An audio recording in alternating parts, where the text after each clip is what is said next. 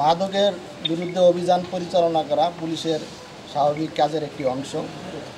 এরই অংশ হিসেবে জামালপুর সদর থানা পুলিশ এর একটি আভিযানিক দল গোপন সংবাদের ভিত্তিতে জামালপুর মেডিকেল সংলগ্ন হাফিজুর রহমানের পতিত জমিতে একটি ড্রাম ট্রাকের মধ্যে